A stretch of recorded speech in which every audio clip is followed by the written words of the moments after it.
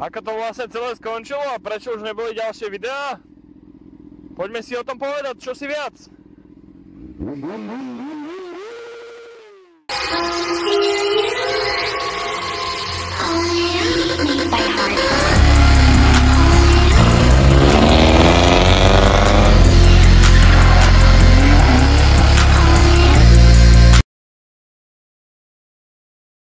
Posledný diel skončil tým, ako sme lakovali moju 36 do fialovej farby, keďže v techničaku bola fialová. Si pozrite kúsok z toho.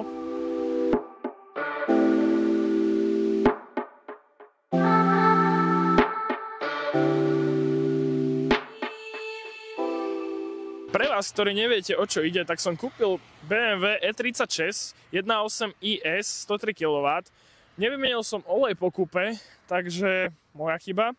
Išiel som sa šmýkať na jedno letisko, pridrel som to na kľuke, prišiel som nejako domov, asi na lane, a kúpil som ďalší motor za 1000 €. A ten bol úplne na hovno, fúknuté tesne pod hlavou, vnútri normálne vazelína, k tomu sa vyjadrovať nebudem. Potom sme docela dlho preskladávali ten motor, aby bol funkčný. No, nakoniec sa to podarilo za nemalé peniaze.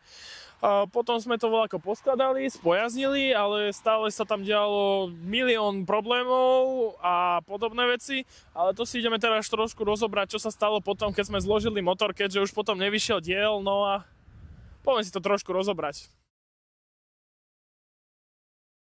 Aby sme si to trošku rozobrali pre niektorých, tak sme poskladali konečne motor. Spravil som na ňom asi 100 km ako zábeh, keďže som bol v tom, že OK, 100 km bude stačiť. Následne som vymenil olej a išli sme sa s chalanmi zase povoziť. Som sa samozrejme trošku pošmýkal, ale nedával som moc tomu, hovorím, že však motor je zabehnutý, teda nezabehnutý až tak, takže nebudem tomu až tak nakladať. Tak som sa iba tak pošmýkal trošku, dal pár šprintíkov, čo si môžeme ukázať. Akože išlo to celkom statočne, išiel ten motor celkom slušne, tak som bol taký rád, úplne šťastný, jak malý chlapec, keď sme dávali do vyšších otáčok, tak tam bol popcorn. Bože, ja som bol normálne celý šťastný z toho, normálne som sa z toho auta radoval. Tak sme sa ešte po chvíľu vozili, dolakovali sme to do fialovej, aj keď bola taká trošku flakatejšia tá fialová, keďže to bol sprejolak, nie celolak, ale sprejolak. A vyzeralo to tak, no, ako to vyzeralo, ale nebolo to najhoršie na to, že sme to robili prvýkrát bez skúseností. A v podstate ja som bol s tým spokojný, že konečne to pôjde, no následne prišiel hneď problém, že som cítil benzín. Zistil som, že na niektorom spomalovači som oddrbal celú benzínovú hadicu a normálne prúdom tiekol benzín z nádrže, aj sa mi to zdalo, že to žere nejako moc. A potom sme riešili ešte ďalších milión problémov. Medzi tým ma zastavili za drifty okolo Auparku na kruháči. Aj to si sa môžeme trošku ukázať. Ale nakoniec mi nezobrali ani vodičak, ani papiere, ale nerobte to vôbec, to sa nemôže. Spravili sme na auto dokonca aj podsvietenie, vyzeralo to brutálne, kúpil som nové Angel IC, ktoré menili farbu, proste bol som z toho auta šťastný, jak malý chlapec, aj keď to bol taký trošku testsko tuning, ale za mňa to vyzeralo dobre, páčilo sa mi to, mal som z toho auta radosť. No potom prišiel jeden deň, a inak toto všetko sa dialo tak v priebehu 2 týždňov maximálne od tej opravy. Išiel som do Teska, že idem len tak s chalanmi si kúpiť jesť alebo čo. Zastavil som, zasol som auto, všetko v porádečku. Potom som išiel, že idem nakoniec z parkoviska počilovať, pokecať. Naštartoval som, prešiel som nakoniec parkoviska, auto som zhasol, kecali sme asi 20 minút. Išiel som auto naštartovať a kľúček, že mne až zle prišlo, že kokos, čo sa stalo.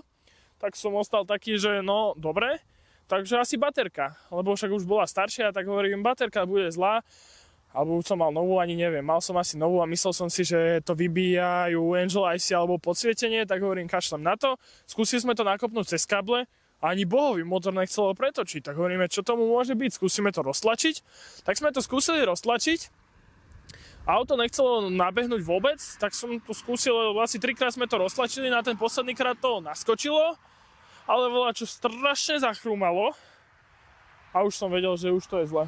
To už bolo jasné, že to je v prdeli. Potom auto naskočilo už normálne, ale bol to strašný zvuk. A potom až po následnom predaji, to auto som predal za pár korún, ani nebudem hovoriť za koľko, ale prerobil som cez 5000. o tom potom, alebo o tom radšej už nikdy.